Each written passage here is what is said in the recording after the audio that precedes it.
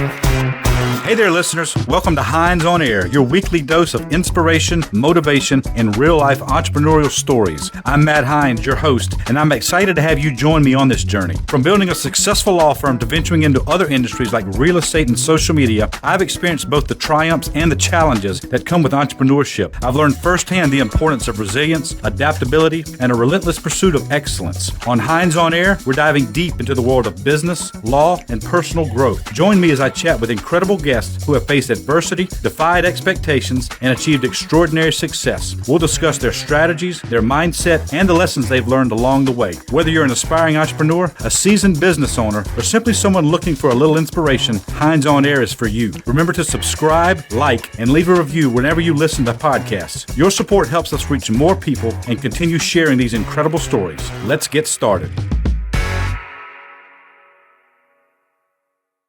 Hey everybody, it is Matt Hines. We are back with another Hines on Air. Today is November 5th, 2024. Lots of exciting things today.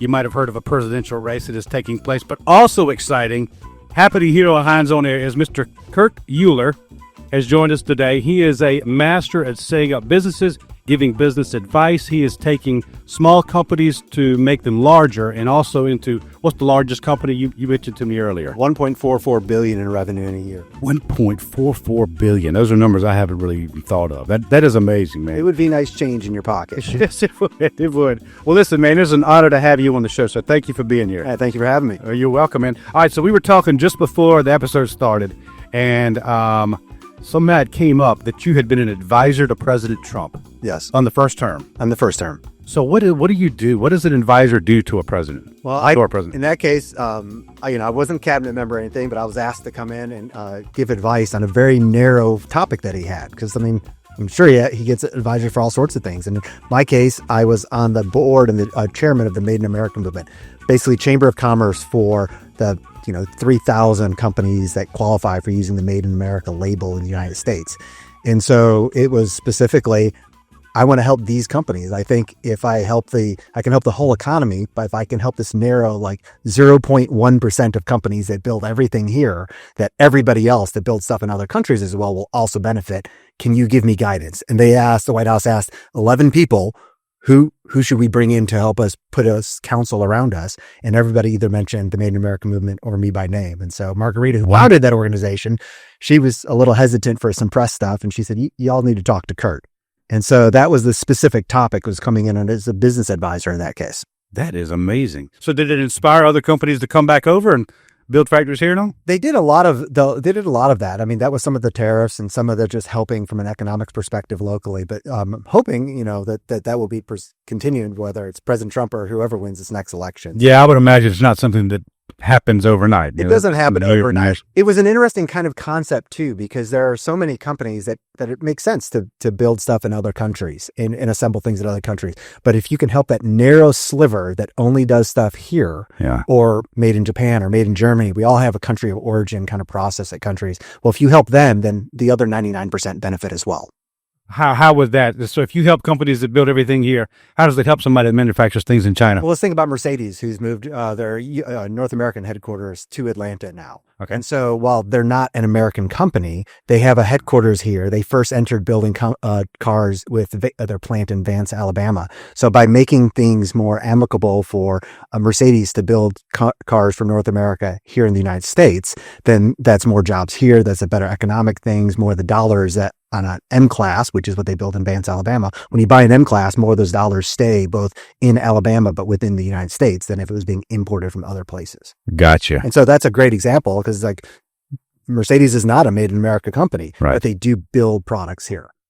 Okay. And so what's near and dear to my heart is we all think about Made in America tends to be physical goods, but there's software as well. I have no problem. Right now I have people on my team in the Philippines and overseas in a variety of countries, but it's the same thing. If I'm going to go hire 100 software engineers, would I rather place them in Indianapolis or would I rather place them in another country? I'd rather place them here in the US if I could. Right. Do you see a big problem with the disparity in wages? Is that, an app, I think Tim Cook had approached Trump, speaking of Trump, one time was we can't afford to build over here because Samsung has some deal and, you're going to put this tariff on us, or you're going to do this, and they're getting this cheap labor. And if we can take advantage of that, we can compete with them. That's probably a jarbled version of the story, but essentially, when they're paying $5 an hour overseas and they're paying $15 an hour here, how do we compete with that? It depends on a lot of different factors. I mean, as far as like tariffs, that's a whole different level of economics that I don't have the expertise in. But I do know for the first 150 years of our country, our federal government was entirely funded by tariffs. And so does that make sense going forward? Well, it could, and people smarter than me can help figure that out. But as far as wage disparity, it depends on a lot of things. Efficiencies matter as well. So both in the States, I have people on my team that work in the Philippines, and they do not earn the same thing as a content manager or writer here in the US. But my two main content writers and editors that I have live here in the United States. And so could I hire them and perhaps, save some money elsewhere? Yes, but I have people I've worked with before and my dollars make sense. And so from a disparity perspective, I don't care how much Tim Cook or Mark Zuckerberg earns. What I care about is how much I earn, how much my employees earn. And so it doesn't matter to me how much, the wealthiest of the wealthy earn elsewhere. Well, that's good to hear. So you could earn the same and reach your goals even if you were paying someone in America double or whatever. Absolutely. And there are things that make sense to outsource, but then it also depends on the culture. And so, certain countries are really good at just from a culture perspective, but it also takes knowing how to work with those countries as well. Yeah. I've worked with software engineers in almost every country, especially every continent you can think of outside of Antarctica. And it's I would have no problem running teams, whether it's in India, Indianapolis, or, Thailand. But some people would have an issue just because they haven't worked in some of those systems. And we do, on a generality, we're all individuals, but a lot of times we do work differently from a business perspective. And you need to have somebody train you about how to work remotely with those teams. And is it a good thing or not to have people, say, touching your code or helping write content for your law firm 24 hours a day, because you may have people working on 5 or 6 different time zones around the world? Well, it could be, but that's very different than if everybody's working the same roughly 9 to 5. Right. That's right. All right. So Kurt, what I've read in your bio is that you're the king of scaling. Scaling for someone out here who's not used to that term is just basically growth of the business, right? Growing a business, but also instead of trying to think about, so many times companies are trying to grow 5, 10, 15% a year, which is still good growth. Scaling is usually, hey, we're looking at how do we grow a company 50% or even 500% year over year over year. Things where you're really adding a bunch of people, a bunch of dollars, a bunch of revenue, not just a 10% growth year over year. Okay, guys. Okay, good distinguishing there. All right, so to take a company, let's say 5X each year. I've looked at this and asked myself that 1,000 times. Is it a trend? Are they riding the momentum of a new product or what? Because my law firm, it's very competitive. I don't know how we would 5X in 1 year right now. Is there anything you've seen? I know there's probably not one answer to this. There's a billion, and how you apply them and who do you hire, all this kind of stuff. But what advice, or is it easy to summarize it, and what makes a company grow that fast? I think there's a couple things, and a lot of it does come down to approach. It is one of those things that's more art than science, although there's science in how you approach it systematically. Okay. And the first bit is if you're just trying to grow your law firm 10% year over year, 20% year over year, you're going to approach looking for friction points in your business operations much differently than if I said, what would happen if I gave you 500% of the viable client leads starting January 1st? You would relook at everything very different than if you were just thinking about a 10% year over year growth. Right. You would think about, how does my front desk work? How do I follow up? How do I track cases? And so for me, the fundamental thing to start is, hey, it is slowing down and saying, hey, what would every part of my business look like if it grew by 200, 500, 1,000% in the next 12 months? That causes you to slow down and go, whoa, there's all these things that I think aren't that big of a friction point right now. But even if you don't grow by 200% next year, it's the difference between your law firm growing at 10% versus 20% next year, because you'll see these small case management things that you could improve that you otherwise would just discount because you're like, yeah, that's just 30 seconds here or there. And the other thing, which is kind of related to that, is I think everybody in the business should do this. And I do this in my personal life, is there, you have to take a practice of both you and everybody in your team and give them permission to do this. But to start to think about, what are at least 3 things that not just the law firm, say in your example, is wrong at, but what are the 3 things that you are wrong at today? And if you look back, Like at first you go like, I'm not wrong about any three major things. But if you look back, I'm sure today you go, gosh, over the last like 5 years, here's 2 or 3 ways that I approach running teams, interacting with my clients, showing up in court or other partners doing it. And you'd go, we were doing it this way because we thought it was the right way and it wasn't just we learned something else until we discovered something that was fundamentally changed how we did that. So when you take this small practice of 30 seconds, maybe even 90 seconds a day, just to ask yourself while you're brushing your teeth, what could I be wrong about today? Well, what happens is it creates in your mind something where you're looking for these little places that you could improve things. But when you find them or something that you suspect it could be, you have to voice that to everybody in your team as widely as you can, because no matter how much you may tell, if you want people are wanting to scale, no matter how much you may tell people on your team, if you see something, bring it to me, they're still going to be hesitant until you come to them and say, here's something that I was doing that I realized was wrong. Here's something I was doing that was wasting my time that fundamentally I should be handing off to you. And I realized that I wasn't. Until they actually see your actions of pointing out where you're wrong, they're not going to bring this wealth of places where you're going to go, oh my gosh, like y'all came with me with 12 ideas in the first 6 months of the year that are changing the firm, but they have to feel comfortable with it. And no matter how much I verbalize that, I try to tell people that until I am actually vulnerable and point out things that I'm wrong about, I don't see those responses come in. Because when people see something, it doesn't mean they're always right about what's wrong. What I want is the gut reaction. What I want is the gut reaction from one of the women that are my content editors on my team that says, this feels like it might be wrong. They don't even have a solution for it. Their solution's probably wrong. What I need is that gut feeling from them or something not quite right, and they can't identify it yet. Okay. So me or management at some level going to everybody and just giving examples of how they made a mistake. You think that can encourage them to be more free flowing with information? Absolutely. Because we all the time, and I would say weekly, I let them know they know more than me. Right. I know I'm where I am in the organization, and they're on the front lines, and they're seeing it. Yep. They're seeing all the details, and they could probably spot places where we can improve that I'm not going to be able to see. Right. So I ask them constantly, please make proposals, or make recommendations. We listen. I don't know that that's enough. Maybe we need to add what you just said. There's how you celebrate and when people bring to you ideas. And it could be things in a process, but it could also be like, I'm really big on hiring people based on character traits that you would see in their actions. Not who somebody says they are, but things you would see. Like, I want somebody, a lawyer, you can probably appreciate this. I'll put in every one of my job descriptions. I want somebody who thrives with healthy conflict. People will apply just because they go, I don't even know what healthy conflict means. But I don't always represent that well myself. And so I was helped building one of the largest, what's now the largest residential real estate brokerage in the country. And there was something that came up with a peer of mine, Alan, where I did not handle the healthy conflict well. Alan and I were butting heads on something, and it was about 3 months where I should have approached him. And when I finally realized that, I looked back at these meetings and I was like, I was being unhealthy confrontation with Alan in meetings. So when I realized that, I went to him and I made right. And so to kind of reconcile, and I spoke to one of the product managers on his team, and he was like, oh, some of these meetings have been horrible to be in.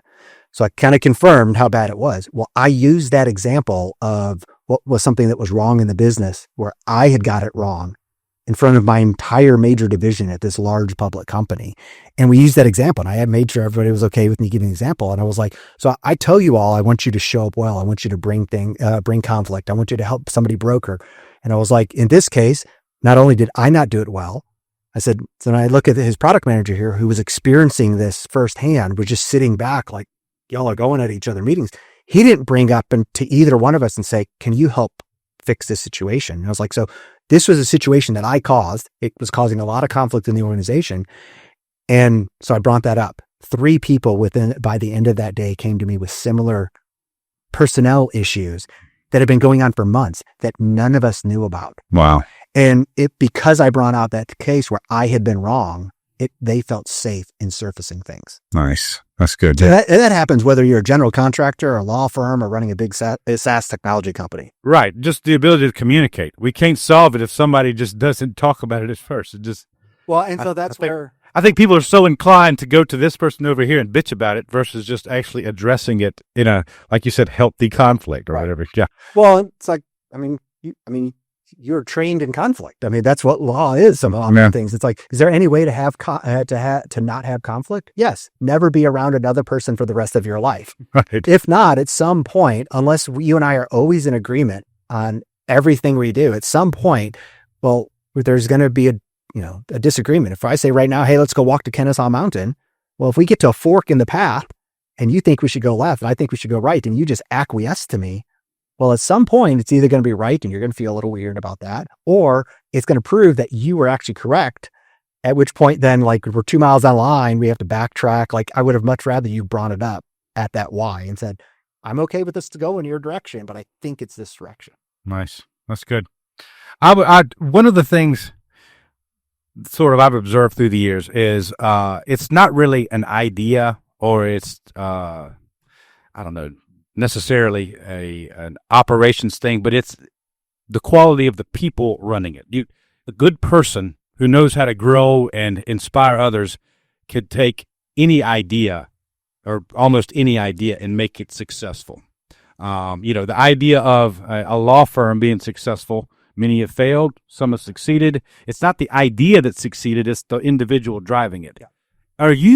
Have you seen any common characteristics amongst leaders within all the companies that you've worked with, that, I don't know, some quality that helps make the group better?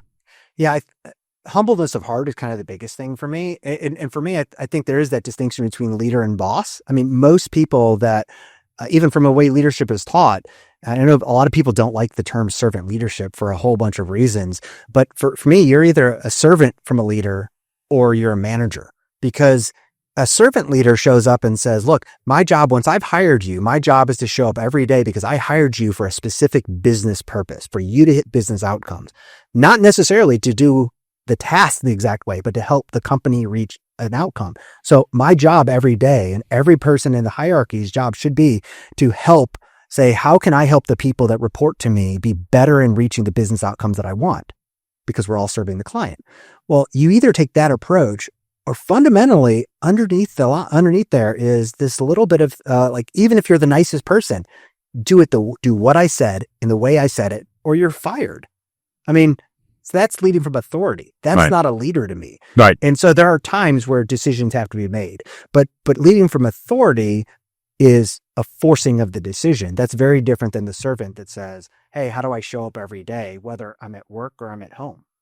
How long do you have an average amount of time it takes to get a normal person up to a point where you can be sort of the servant to them versus the manager and controlling them? It really does depend on the person. That's a tough one. Well, yeah, it's tough. Well, the biggest thing is, even me, if I came into your law firm, I approach myself as servant leadership. I speak around the world on the topic of servant leadership, whether I'm, that's the direct topic, or we're just talking about building high performing corporate teams. So underlying, do I think myself as a servant leader? Yes. But I also have PTSD from working for toxic bosses. And at some point, something's going to happen if I'm working for you, and it's going to trigger something in me, and I'm not going to respond in the way that I would like to. So, like, even if you hire somebody that has followed this path for decades, there's still going to be things that come up where you have to step in and go, hey, this is what's going on. And so depending on to some degree, so much PTSD somebody has had, it may take a lot more. I kind of thrive. You mentioned about hiring good people. I think my biggest thing from a hiring perspective, back to your question about like scaling, is most people will admit that when you hire people, they interview horribly. Well, if you're in a hiring position, you say most people hire interview. You ask most people, and they go, they would say that about themselves. I interview poorly. Well, then your job hiring people is to help pull out the superhero stories about who they actually are. And so, I have one woman who's working for me right now. She's worked for me for multiple companies. When I called her to make her the offer, she started the conversation by apologizing for not having such a great conversation and hoping and asking me to keep her in mind if I had another opening. And I'm like, that's not the conversation you're going to have. Yeah. Well, she has proven herself time and time again. So from a pure interviewing perspective, in those first rounds of interview, horrible from an interviewing perspective, but I saw the ingredients of who she was. And so that's my job, to bring in the good people and help make them better, hopefully. You saw the ingredients of the good person she was. What would you like in the interview? You saw that, or references, or other, like, how do you judge character. Both work product, and in some case that she had this humbleness of heart. Okay. So she had never led people. And so that the same part of her that was apologizing for not having interviewed well said, you're going to be good leading people, or leading a process, because you're not just going to come in from an authority perspective. That's cool. You say humbleness of heart, which I try to practice, and I think I do. But you look at characters and personalities like Steve Jobs or these, massive, strong personalities that just seem to push their way through no matter what. Maybe there was humbleness of heart there. That I don't know a whole hell of a lot about him. But is there some sort of a balance between being a humble and the servant versus being the manager and, getting your way and making sure it's going well? There's definitely a balance, because at the end of the day, any revenue, and it's net revenue, not the revenue of the top line, it's the net revenue that the company earns. That's the lifeblood that keeps the company employed. And so if you don't have the balance to say, hey, look, if I have 40 people working my team or 4,000 people working my team, if this is not a going entity next year, all those families that are supported by those people are gonna be out of work. So there does always have to be a balance. But I think there is that place of always coming and saying, am I trying to get you to be productive today, this week, this month, this quarter, this year, or for the next 5 years? Those are all very different things in how you would balance stepping in, coaching somebody, or demanding that they do something a specific way. The example I used, to your point about like balance. I had a gentleman who worked for me who got thrust into elder care. And very seldom do I find most people that it's coming, or it's coming, but it happens faster. So all of a sudden he's having help take care of an aging parent who can't take care of themselves. Mm-hmm. I wouldn't say he was completely not useful for like 60 to 90 days, but he was damn well not productive like he had been. Well, even if I look at that 6-month period, still probably one of the best product managers that I've ever worked with me. If I look at look at his personality and how he performed over the year, probably still one of the top 1% of product managers that have worked for me. But in that 60-day period, especially if in the week period where those highs and lows came, he might as well not even showed up to work just some day. Right. So from a leadership perspective, the good thing was he came and I knew what was going on, so we could help plan for that. Because sometimes things do go on longer.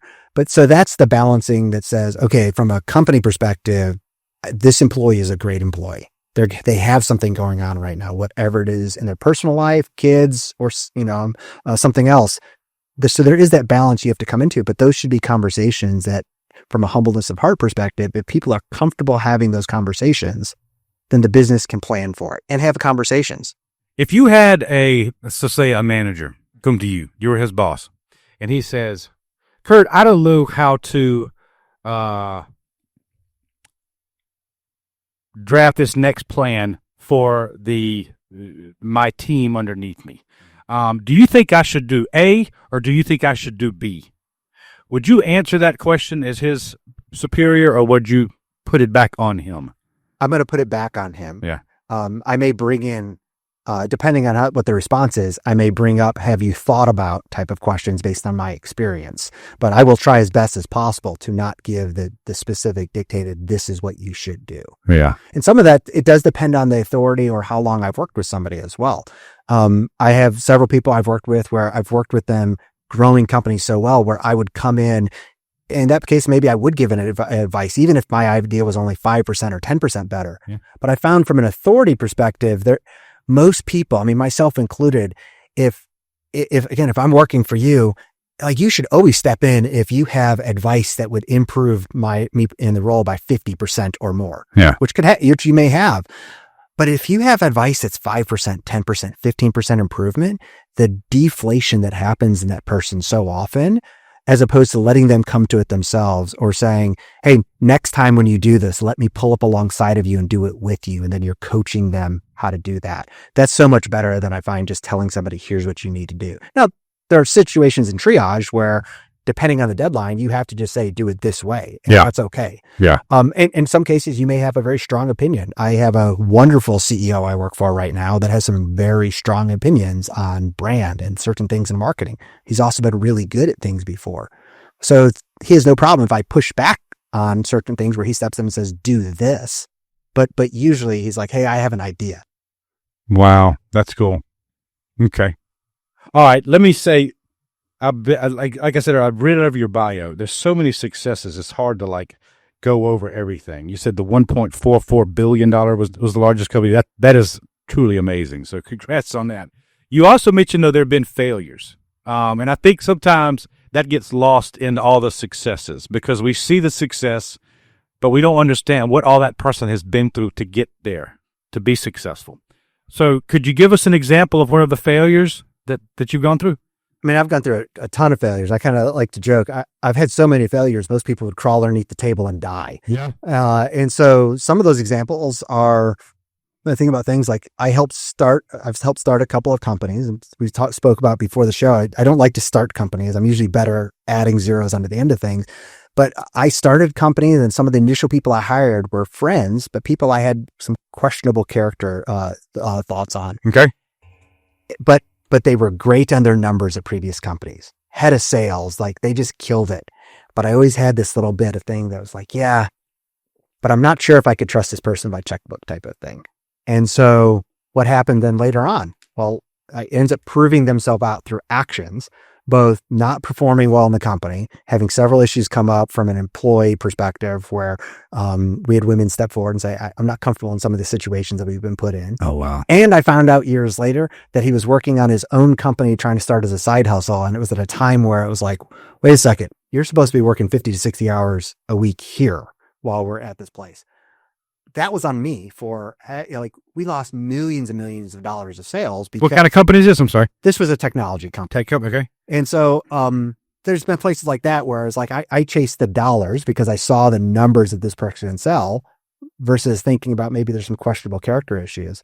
But on the bigger things, like I step into things where, I mean, I've failed marriage, my initial marriage, because my God was accolades at work and hitting the next numbers. And hey, we did an IPO, we sold that company later. And it was like, I mean, I did everything except for have an affair or get heavily into drugs or alcohol to fail that marriage. And so that's also caused me to look back and say, gosh, during that time period, and you mentioned like Steve Jobs before, I try approaching my life now that says, gosh, if my wife and kids knew every decision, every conversation I had at work or elsewhere, and the effects of those people, of those decisions on people's families, would they be comfortable with it? Doesn't mean I haven't had to fire people, but it should never be a surprise. And so I look back at times, I was like, yeah, I helped make people millionaires that still won't take my phone call today because of the type of boss that I was. Really? Yeah. So for me, those are bigger failures than any of the work things. But I mean, I've had so many work failures. I mean, we probably just start listing them off. So it's funny. One of an old friend of mine, he worked for this very successful attorney. And before the attorney got successful, he would call into work. And the attorney, he'd be like, "Where are y'all?" And his boss would be like, "Oh, yeah. We're not in that building anymore. Come across the street and come upstairs. We're in this building." And basically, they just kept getting foreclosed on, or excuse me, evicted, because they couldn't pay. But the point is, failure was no longer a big deal. He didn't like, oh my gosh, we're getting evicted. He just like, okay, next one, let's roll. Yeah. And then he had success in the mission solely in his mind. Right. So he just could shrug it off. Yeah. Well, and you do have to learn from the mistakes that you made. Sure. Like my wife and I had a marketing agency where we had one client that we just loved the person as an individual, but they just kept missing payments. And every once in a while they would make a little bit of a payment. So finally we were tracking it, but it was one of those things like they'll pay eventually. So finally we looked at it and we're like, okay, next month they will cross $100,000 that they owe us for services. And so we stopped it that month. It never should have got to that number. And so looking back, and especially counsel I give to others, are like, there is times that you give grace to period, but that was clearly like a business failure. I mean, that's a lot of money. And so like, we just knew we were never going to get it back. Well, what did I find out later? Well, there were several software engineers that hadn't been paid. And so the same type of thing, it's like, would those people have been impacted differently if even our marketing firm would have stepped up at, $20,000 in debt and said, you have to pay your dues? Right. Let me go back. The first example you gave, you said you hired some friends, all of the guys was sales, and then he started his own side hustle and all. Was there actions during work or during the time you all worked together that looking back, you're like, you know what, now it makes sense why he was doing this, or why he didn't show up to that meeting, or why he didn't seem to care? Or was there any indications before? Absolutely. So like, in the case of sales, I firm believer is if it's not in the CRM that's tracking all the sales calls and communications with people, if it's not in the CRM, it doesn't exist. But I kept giving this person grace because, hey, you've been the top salesperson before, so you're going to be my top salesperson. And so some cases you might not have the right product, Right. but you have to have so many at bats and calls with customers and be told no before you realize that. And so could we figure that out earlier before we eventually made our pivot, which had a successful exit? That's a good. Okay, so all right, so your CRM, client relation management. Okay. That software. If this guy was supposed to call a client, even if he got rejected, he put in the CRM. I called a client. They said hell no. Right. Moving on to the next. Yep. Just make some. So he just didn't enter any of his data. Just didn't enter any of the data. I mean, I entered some, but not enough. And it basically gave the excuses of I don't have time. And at past companies, like I was brought in a company here in town called Vitro, and I always wanted to bring in that firm CRM kind of, if it's not in there, it doesn't matter. And Reggie, the CEO, who became my later mentor, he was like, look, I always give grace to one person on the sales team. That's whoever is in number one for the month or the quarter. I don't care if it's in the CRM or not, but everybody else, it matters. Really? And which was kind of a nice, I mean, I could see that approach. And so we had like our inside sales team and kind of dialing for dollars, so to speak. I mean, one gentleman, some cases he was twice, 3 times everybody else's numbers in a month. So did you really care what that person was doing? Not necessarily, but for everybody else, you did. Looking back, I'm like, well, no, everything should be in there because what else could others have learned? Well, I knew because I was in the office, I was single at the time, that I knew that this salesperson, not only did he start at 8 o'clock or so in the morning, some cases maybe 10 o'clock, if in case he had a hangover.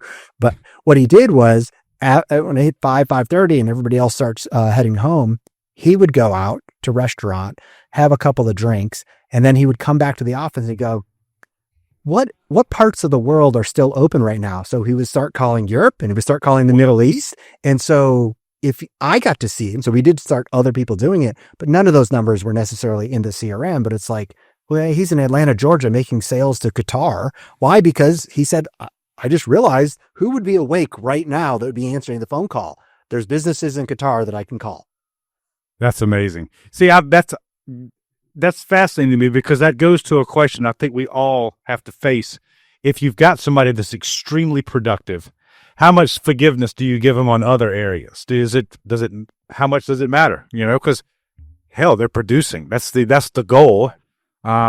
I'm just curious how somebody as successful as you would handle a situation like that, because we would probably get slack too and be like, okay, well, shit, she's doing great. I think you have to define like where the grace is. And so like, I wouldn't necessarily do that for a team, but I might do that for an outlier type of thing or somebody in a time period.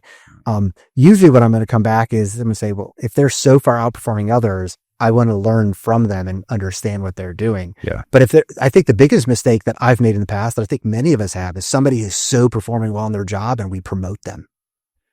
That is so fun. I was about to ask you that. Yeah. Right. The producers aren't always good managers, are they? Right. And a lot of times they'll accept it, but if you go back, they didn't want that responsibility. They loved what they were doing in their role, or they didn't fully understand what it would mean and what it would change from their life to move from this role. Like, the thing that I hate the most about being a chief marketing officer, chief growth officer, running sales as well at companies is I like doing marketing. I like writing. I like talking to PR people. I like social media posts and doing graphics. I like the physical tasks of doing marketing. I love talking to customers. And what do I get to do the least? Those things. And so I do budget some of that in my time because it keeps my energy up and it keeps me connected to things. But it's like, okay, if you went back over time and said, hey, what would you have done differently? Like, I kind of look back at things and I'm like, the worst advice I ever got was my high school guidance counselor that told me I needed to go to college. I mean, when I went to college, I sold a lawn care business for 6 figures because I had enough employees and a book of business at that time. Well, how much money would I have made? And my risk would have been very different if somebody would have said, you just need to provide for your family, even though you don't have that, and stay with what you're doing. God, that would have been a great business at that time. Right. It's so funny that carries us off into another tangent, because my son and I, he's 12. He's listening to Andrew Tate and all these YouTubers and stuff, some of which I agree with. And he is completely convinced that college is useless because he hears this over and over. And I'm like, maybe, but maybe not. It depends on what you want and what you make of it, that kind of a thing. But you said you said you did not, you I did. You sold your business and went to college. I sold my business and went to college, but I dropped out of that first school. I was an athlete at Vanderbilt and dropped out. Oh, wow. So, But you were so driven. Like, I don't know that it's for everybody. Some people might need that time to figure their life out or whatever the hell so you may need a time to figure it out. I like the idea that I've heard from some people. My wife and I only have a 5-year-old and almost 3-year-olds. Okay. Like, you're way further advanced than even we are. But I've heard, and so we've started a 529 plan because Kentucky's going to go to college. But I've heard a number of people that says what they're starting to do is they're putting money aside for the kids. That says when they become 17, 18, what they're going to do is, and we're talking about this. We have not decided to do this, but I have friends that have done this. They basically say, hey, look, like you have $200,000. You could go to college or you could start a business with it.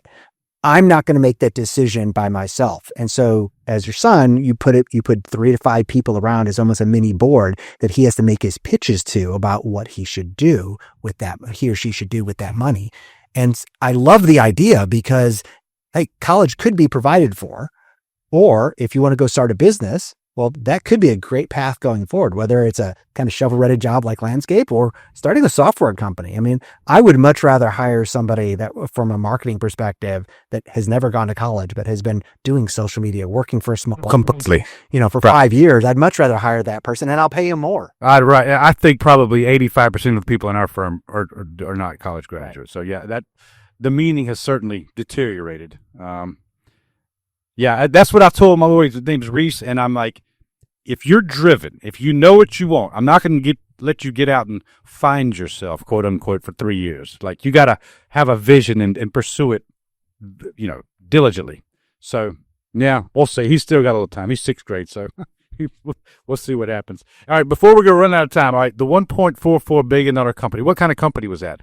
So that was called Navtech. So we think about MapQuest back in our day, Garmin devices, all car navigation systems. We were the data and both the mapping data and the traffic data from everything from a Rand McNally paper map to a car navigation system, or my company. And also we did change how video games like Microsoft Flight Simulator and racing games were built.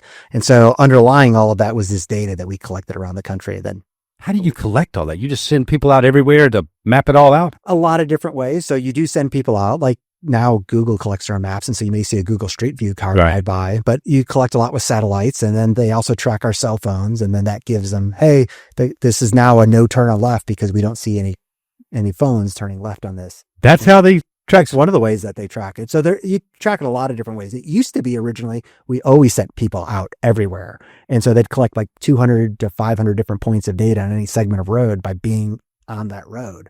Well, now you can collect so much of that remotely or basically through satellite. Did you do this all throughout the planet, or is this just United States? All around the planet. I mean, so except for we did collect in China, but in China, GPS coordinates are considered a state secret. So you have to partner with somebody that the Chinese government allows. And so we had a joint venture there.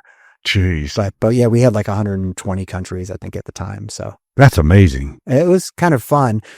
But it was at that place too where the company was like almost 20 years old when I joined. The former CFO of Disney as a whole, he was the president of Disney theme park. It was kind of his retirement gig as a CEO until he got in there and was like, shit, this could be a big company. He ended up later becoming a mentor of mine based on some of the things that had happened at the company.